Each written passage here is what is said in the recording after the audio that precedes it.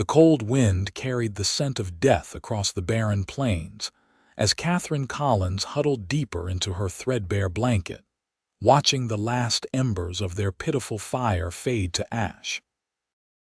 The broken wagon that had once been her family's future now served as their only shelter, its splintered boards offering little protection against the harsh Wyoming winter of 1878. Her 5-year-old son Matthew slept fitfully beside her, his small body curled against her side for warmth, unaware that tomorrow would bring the same desperate struggle for survival that had marked every day since her husband's passing. Katherine brushed a strand of auburn hair from her face, her once soft hands now calloused and cracked from weeks of hardship. 3 months ago, her husband Edward had succumbed to a fever that swept through their wagon train as they journeyed west from Illinois. Most travelers had continued onward toward Oregon, but Katherine, paralyzed by grief and with a young child in tow, had been unable to keep pace. The wagon master had reluctantly left them behind at a small outpost, promising to send help when they reached civilization. Help never came. Instead, 2 weeks later, a flash flood had swept away their mule and damaged their wagon beyond repair. Now stranded on the unforgiving frontier with dwindling supplies, Katherine feared each sunrise might be their last. The distant howl of a coyote startled her from her grim thoughts. She pulled Matthew closer, whispering a prayer into the darkness. Their food would last another 3 days at most. After that, Katherine refused to complete the thought. Somehow she would find a way. She always had.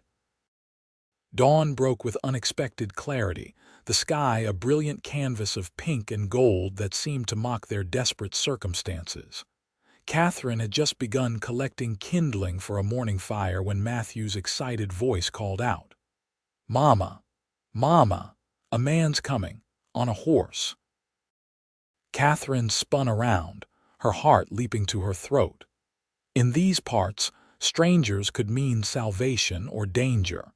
She squinted against the rising sun, making out the silhouette of a lone rider approaching their makeshift camp. Quickly, she rushed back to the wagon, retrieving the small pistol Edward had insisted she learn to use. She tucked it into the folds of her skirt, then stood protectively in front of Matthew.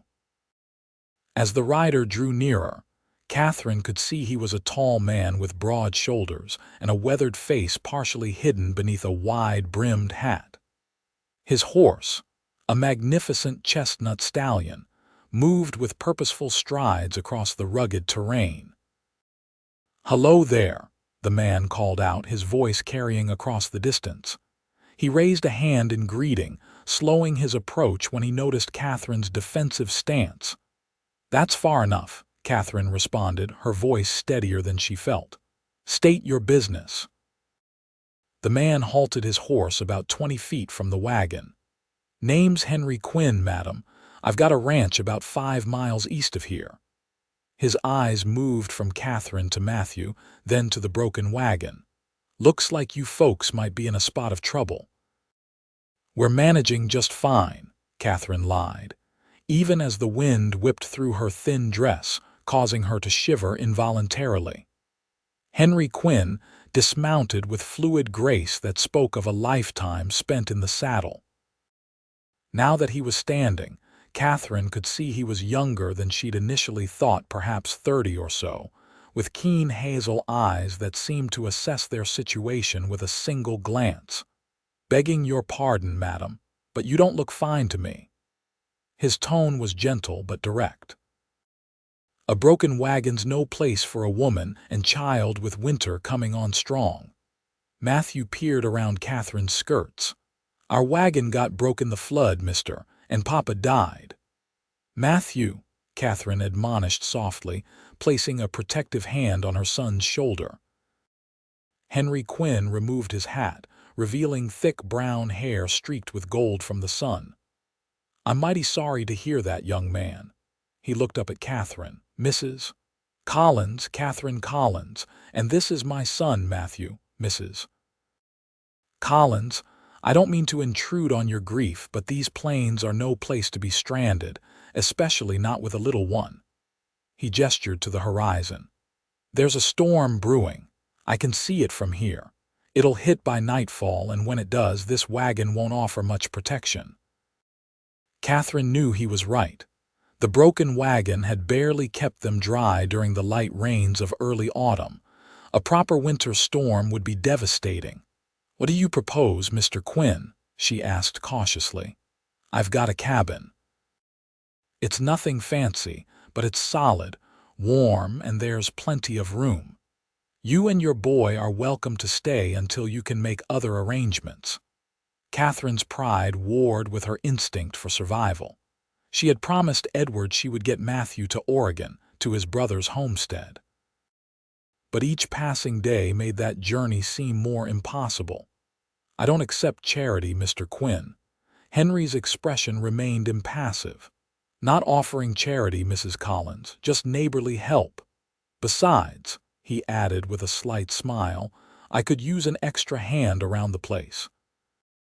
Winter's a busy time, even with just the few head of cattle I keep." Matthew tugged at Katherine's skirt. "Mama, I'm cold. Can we go with the nice man?" Katherine hesitated, studying Henry Quinn's face for any sign of deception. All she saw was honest concern and perhaps a touch of sadness in those hazel eyes. "You said your ranch is 5 miles from here." Henry nodded. "We can load whatever supplies you need onto my horse. I'll walk alongside."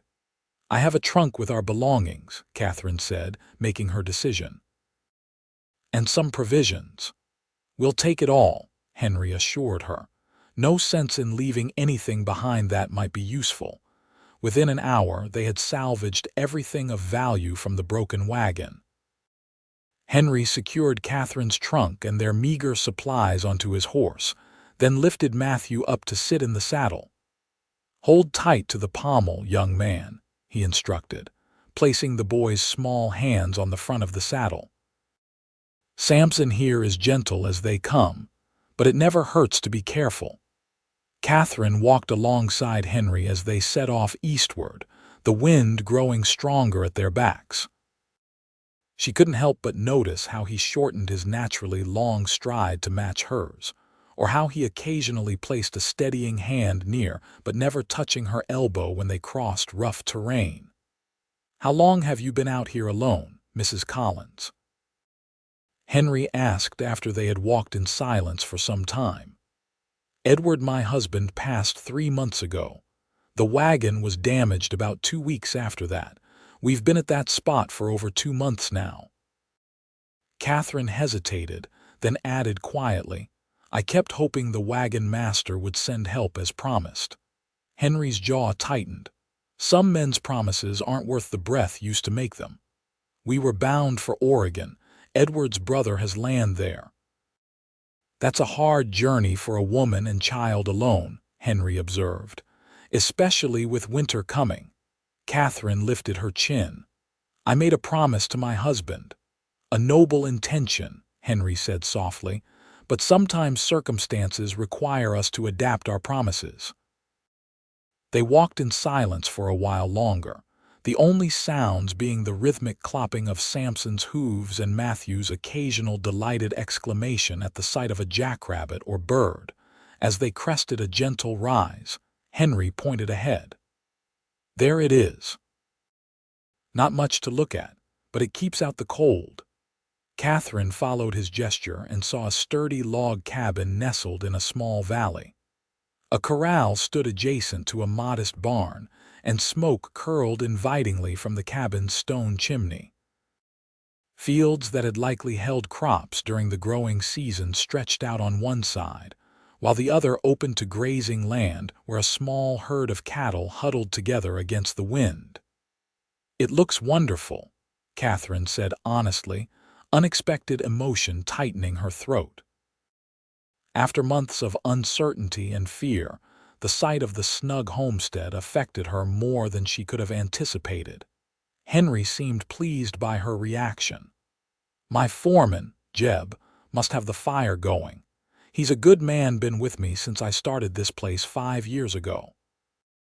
As they approached the cabin, the door swung open and an older man with a silver beard stepped out. He raised a hand in greeting, then hurried forward to help when he saw Katherine and Matthew. "Boss, you didn't mention you were bringing company," the man said, curiosity evident in his weathered face. "Jeb, this is Mrs. Collins and her son Matthew. They'll be staying with us for a while." Henry's tone made it clear this wasn't a matter for discussion. Their wagon was damaged in that flash flood back in September. Jeb's expression softened as he tipped his hat to Katherine. "Madam, young sir, welcome to Quinn Ranch." He turned to Henry. "I'll stable Samson and bring in their belongings." "Thank you, Jeb." Henry guided Katherine and Matthew toward the cabin. "It's nothing fancy," he repeated as he opened the door, "but it's home." The cabin's interior was simple but well maintained. A large stone fireplace dominated one wall, its crackling flames filling the room with warmth. A solid wooden table with 4 chairs occupied the center, while a small kitchen area with a cast iron stove stood in one corner. 2 doors led off the main room, presumably to bedrooms. "You and Matthew can take my room," Henry said, gesturing to one of the doors. "I'll sleep out here by the fire." "I couldn't possibly displace you from your own bed," Katherine protested. "I insist," Henry said firmly. "It's no hardship. I often sleep by the fire anyway." Katherine was too exhausted to argue further. The prospect of a real bed after months of sleeping on the hard ground was too tempting to refuse. Jeb entered with Katherine's trunk, setting it down carefully before excusing himself to prepare some food. Soon, delicious smells filled the cabin as the old cowboy cooked a hearty stew. After they had eaten, Henry showed Katherine and Matthew to their room. It was as simple as the rest of the cabin, a sturdy bed with a patchwork quilt, a chest of drawers, and a small table with a basin for washing. But to Katherine, who had been sleeping under a broken wagon for months, it seemed like luxury beyond measure. "Get some rest," Henry said, closing the door behind him. "You're safe here." That night, for the first time since Edward's death, Katherine slept deeply and without fear. Outside, the predicted storm raged, snow and sleet pounding against the cabin's sturdy walls. But inside, warmth and security wrapped around her and Matthew like a protective embrace. Morning brought brilliant sunshine reflecting off freshly fallen snow. Katherine awoke disoriented, momentarily forgetting where she was until Matthew's excited voice brought her fully awake.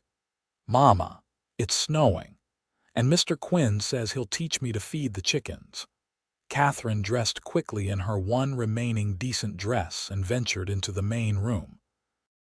Henry stood by the stove, stirring something in a large pot. "Good morning, Mrs. Collins," he greeted her. "I hope you slept well." "Better than I have in months," Katherine admitted.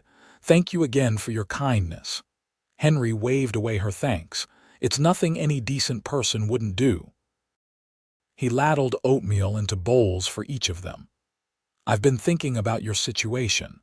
The pass to Oregon is likely already closed for winter. Even if it weren't, traveling with a child in these conditions would be dangerous." Katherine's heart sank. She had known this, of course, but hearing it stated so plainly made it real. "What do you suggest?" "Stay here through winter," Henry said simply. "When spring comes, we can reassess. Maybe I can accompany you part of the way to Oregon or help arrange for you to join a wagon train." "I can't impose on you for months," Katherine protested. "It's no imposition. As I said, I could use the help." He gestured around the cabin. "This place could benefit from a woman's touch, and I'm sure Jeb would appreciate having someone else handle the cooking now and then." Before Katherine could respond, Matthew tugged at Henry's sleeve. "Can we go feed the chickens now, Mr. Quinn?" Henry smiled down at the boy. "Sure thing, partner. Let's get you bundled up first." As Katherine watched Henry help Matthew into a coat that was clearly too large for him, presumably one of Henry's old ones, she felt a strange flutter in her chest. This man had taken them in without hesitation, offering safety and shelter when they needed it most. What kind of man showed such kindness to strangers? Over the next few days, Katherine settled into life at Quinn Ranch. True to her word, she refused to be a passive guest. She took over the cooking, mending, and household chores, freeing Henry and Jeb to focus on caring for the livestock during the harsh winter weather. Matthew shadowed Henry constantly, soaking up the man's patient instructions about ranch life like a sponge. One evening, about a week after their arrival, Katherine found Henry sitting alone by the fire after Matthew had gone to bed. Jeb had retired to the small bunkhouse he preferred to the main cabin, claiming he snored too loudly to share a roof with a lady. "May I join you?" Katherine asked, hesitating by the table. Henry looked up, surprised but pleased. "Of course." He gestured to the chair across from him. "I was just going over some figures for the spring cattle drive." Katherine sat down, smoothing her skirt. "I've been meaning to ask. What brought you all the way out to our broken wagon that day?" Henry set aside his papers. "Truthfully, I'd been tracking a mountain lion that had been attacking my calves. The trail led me past your camp." He paused. "But when I saw the state of that wagon and you and Matthew inside, well, the mountain lion suddenly seemed less important." "You saved our lives," Katherine said softly. "I don't know if I've properly thanked you for that." "You've thanked me plenty," Henry assured her. "Besides, having you and Matthew here, it's nice. The cabin feels more like a home now." Something in his tone made Katherine curious. "Have you never thought of having a family of your own, Mr. Quinn?" A shadow passed across Henry's face. "I was engaged once back east. Elizabeth was her name. We had plans to come west together, build a life."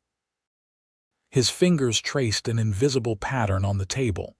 "She took sick with cholera just a week before our wedding. Didn't survive." "I'm so sorry," Katherine whispered. Henry nodded his acknowledgement. "After that, I came out here alone, built this place. It's been just me and Jeb for 5 years now." "And you've never looked for another wife?" The question slipped out before Katherine could stop it. Henry's gaze met hers, something unreadable in his hazel eyes. "Hadn't found a reason to until recently." Katherine felt her cheeks warm, and she quickly changed the subject. "How many cattle do you have?" Henry allowed the diversion, explaining his modest but growing herd and his plans for expansion.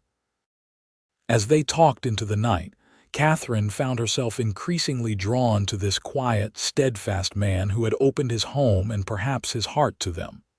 The weeks passed, and December brought Christmas. Katherine worried that Matthew would be disappointed by the holiday, as she had no means to provide gifts for him. But Henry surprised them both by producing a hand-carved wooden horse for Matthew and a delicate silver brooch for Katherine. "It was my mother's," he explained when Katherine protested that the gift was too valuable. "She'd want a good woman to have it." Katherine's fingers trembled as she pinned the brooch to her dress. "I don't know what to say." "Your smile is thanks enough," Henry replied, his gaze lingering on her face a moment longer than necessary. That evening, after Matthew had fallen asleep clutching his new wooden horse, Katherine and Henry sat by the fire sharing a rare cup of coffee. The warmth between them had grown steadily over the weeks, but neither had acknowledged the changing nature of their relationship. "Katherine," Henry said suddenly, using her given name for the first time, "I've been thinking." She looked up, surprised by the serious tone. "Yes." Henry set down his cup, his expression earnest. "Your plan to reach Oregon in the spring, I've been considering an alternative." Katherine's heart quickened. "What alternative?" "Stay here, not just through winter, but permanently." Henry's voice was steady, but Katherine could see uncertainty in his eyes. "I know it's soon, and you're still grieving Edward. I'm not asking for. That is, I don't expect." He took a deep breath. "What I'm trying to say is, I'd be honored if you'd consider becoming my wife." Katherine sat perfectly still, shock rendering her momentarily speechless. Henry rushed to fill the silence. "It wouldn't have to be right away. We could have a proper courtship first, but Matthew needs a father and you need security, and I—" He hesitated. "I've grown very fond of both of you." "Mr. Quinn, Henry," Katherine began, her mind whirling, "this is very unexpected." "I understand if you need time to think about it," Henry said quickly. "Or if the answer is no, nothing would change about your welcome here either way." Katherine studied his face, the kind eyes, the strong lines etched by sun and wind, the genuine concern that seemed to radiate from him whenever he looked at her or Matthew. In the short time they'd known each other, he had shown more care for her son than many men would show their own children. "I do need time," she said softly. "Not because I don't care for you, but because this decision affects Matthew as well as myself." Henry nodded, relief evident in his expression. It wasn't a rejection, at least. "Take all the time you need." That night, Katherine lay awake long after Matthew had fallen asleep beside her. Henry's proposal replayed in her mind. She had loved Edward deeply, and his death had left a wound that was still healing. But life on the frontier was precarious for a woman alone. Even if she reached Oregon, what kind of life could she provide for Matthew without support? More than that, she couldn't deny the growing warmth she felt whenever Henry was near.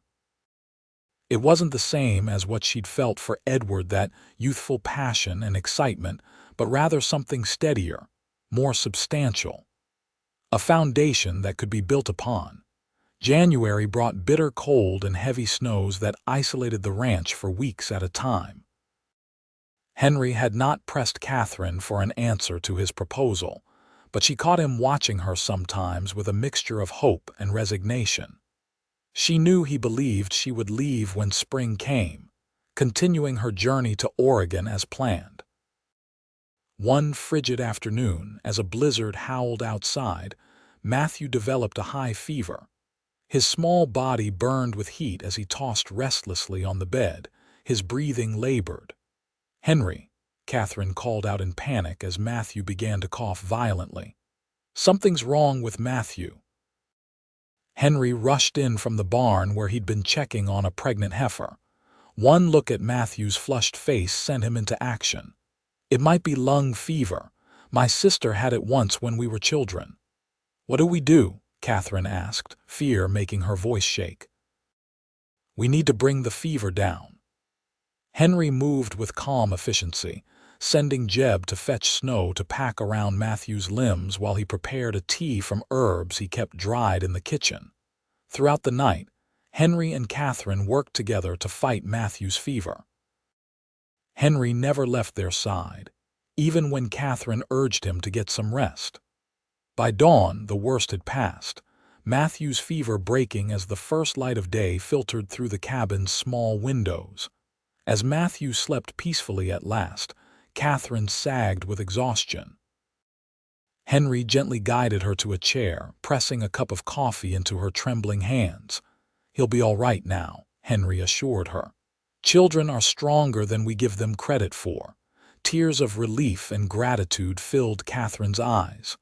"I don't know how to thank you, if you hadn't been here." "But I was," Henry said simply, "and I always will be if you'll let me." In that moment, watching the gentle way Henry tucked the blankets around her sleeping son, Katherine made her decision. "Yes," she whispered. Henry looked up, confused. "Yes, yes, I'll marry you, Henry Quinn." Katherine's voice grew stronger as certainty filled her. "Not out of necessity or convenience, but because I've come to care for you deeply. Because you've shown me what kind of man you are, one who takes in strangers without hesitation, who teaches a fatherless boy with patience, who stays up all night to save that same child's life. Henry crossed the room in 2 strides, kneeling before her chair. Are you certain? What about Oregon? Katherine shook her head. Edward wanted security and happiness for Matthew and me. I believe we can find that here with you. She placed her hand against Henry's cheek. If your offer still stands. Henry caught her hand in his, pressing a kiss to her palm. It does. It always will. They were married 2 weeks later in a simple ceremony performed by a traveling preacher who stopped at the ranch on his circuit. Jeb served as witness, and Matthew proudly carried the simple gold band Henry had purchased years ago for Elizabeth, now destined for Katherine's finger. Winter gave way to spring, and with it came new life to Quinn Ranch. The pregnant heifer delivered a healthy calf that Matthew promptly named Spot, despite its solid brown coat. The garden Katherine planted thrived under her care, promising abundant vegetables for the coming months. By summer, their small family had settled into a comfortable rhythm. Henry's patient guidance helped Katherine adapt to ranch life, while her natural organizational skills brought new efficiency to the household operations. Matthew flourished under the shared attention, growing stronger and more confident each day. It was on a warm July evening, as they sat on the porch watching the sunset paint the prairie in brilliant hues of orange and purple, that Katherine shared her news. "Henry," she said, her voice soft with emotion as she took his hand, "I'm going to have a baby."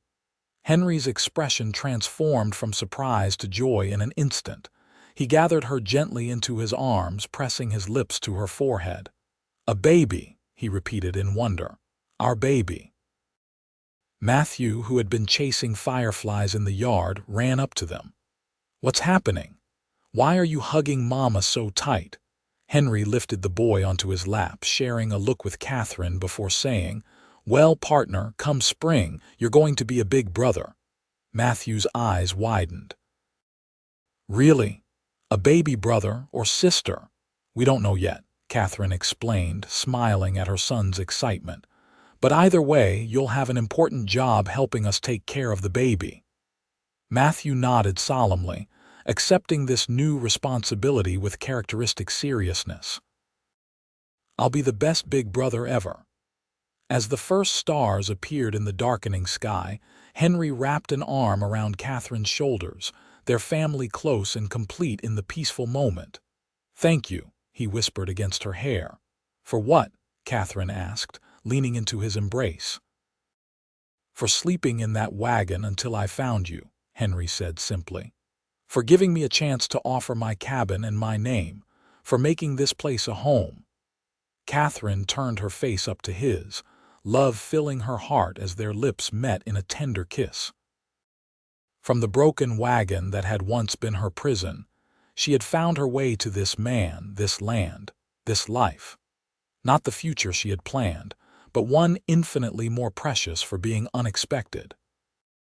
The following spring brought the arrival of their daughter, Rose, born on a perfect April morning with Matthew serving as Henry's assistant, solemnly fetching clean water and towels as directed. The baby had Henry's hazel eyes and Katherine's auburn hair, a beautiful blend of them both. Life on Quinn Ranch continued to flourish alongside their growing family. Henry's cattle business expanded, allowing them to hire 2 additional hands to help Jeb with the increasing workload. Katherine started a small side business selling preserves and baked goods to passing travelers and the growing settlement 15 miles away, adding to the family's prosperity. When Rose was 2, Katherine gave birth to twins, a boy and girl they named David and Sarah. Their family was complete, the small cabin bursting with love and laughter. Henry built an addition, expanding the structure to accommodate their needs, with Matthew proudly working alongside him, learning carpentry skills that would serve him well in later years. One autumn evening, when the children were finally asleep after a day of harvesting the garden's bounty, Henry and Katherine sat on their porch swing, enjoying a rare moment of quiet togetherness. "You ever regret it?" Henry asked suddenly, his fingers entwined with hers. "Regret what?" Katherine turned to study his face in the fading light. Not continuing on to Oregon, settling here instead. Katherine smiled, leaning her head against his shoulder. "Not for a single moment. This is where I was meant to be." Henry pressed a kiss to the top of her head. "Sometimes I still can't believe my luck finding you that day." "It wasn't luck," Katherine said softly. "It was providence." As night fell over Quinn Ranch, the stars emerged one by one, silent witnesses to the life they had built from broken pieces: a widow, a lonesome rancher, and the child who had brought them together. The Wagon ruins that had once sheltered Katherine and Matthew in desperation were long gone, replaced by the sturdy home that now embraced their family in love. Years passed, and the Quinn family thrived. Matthew grew into a fine young man who eventually took over much of the ranch management, showing the same steadfast character as the man who had raised him. Rose and the twins followed their own paths, Rose becoming a teacher at the local school, David partnering with Matthew on the ranch, and Sarah marrying the son of a neighboring rancher, keeping the family close. On their 25th wedding anniversary, Henry surprised Katherine with a gift: a small silver frame containing a sketch he had commissioned of the broken wagon where he had found her and Matthew that fateful day. "Why would you want to remember that?" Katherine asked, tracing the delicate lines of the drawing. Henry's eyes, still bright despite the silver that now streaked his hair, met hers with the same warmth that had first drawn her to him. "Because it's where our story began. From that broken wagon came everything I hold dear." Katherine placed the frame on the mantel, a reminder of how far they had come. "From ruins to riches," she mused. "The only true riches being the love we found," Henry added, drawing her into his arms. And as the sun set on Quinn Ranch, painting the sky in colors no artist could capture, Katherine knew that the greatest journey of her life had not been the one westward in a wagon train, but the one that had led her heart to Henry Quinn, the cowboy who had offered his cabin and his name, and in doing so, had given her a home and a love that would last a lifetime. That night, as they lay together in the quiet darkness of their bedroom, Katherine whispered, "Do you remember what you said to me that first night in the cabin?" Henry smiled against her hair. "Get some rest. You're safe here." "I've never felt safer than I have with you," Katherine murmured, her voice thick with emotion. "Even when life brought challenges, the drought of '83, the year we nearly lost the North pasture to fire, when Matthew broke his leg falling from that horse, I never doubted we would weather it together." "And we did," Henry said, tightening his arm around her waist. "We always will." Outside their window, the vast Wyoming sky stretched endlessly above Quinn Ranch, stars twinkling like promises kept. From a broken wagon and a chance encounter had grown a legacy of love that would endure for generations, to come a testament to the healing power of second chances and the courage to begin again. As Katherine drifted toward sleep in the arms of the man who had saved her in more ways than one, she reflected on the strange and wonderful path her life had taken. The journey to Oregon, once her sole purpose, had long since faded into a distant memory of a different life, a different woman. This land, this home, this family they had built together was her true destination, one she could never have imagined in those dark days huddled beneath a broken wagon. Morning would bring another day of work and joy, challenges and triumphs shared with the family that had grown from that desperate beginning. But for now, in the peaceful darkness, Katherine sent up a silent prayer of gratitude for the storm that had destroyed their wagon, the mountain lion that had led Henry to their camp, and the twist of fate that had brought them together against all odds. For from those ruins had risen everything that mattered, a love as vast as the prairie, as enduring as the mountains, and as real as the steady heartbeat of the man beside her, who had once offered his cabin and his name, and with them, a future brighter than she had ever dared to hope for.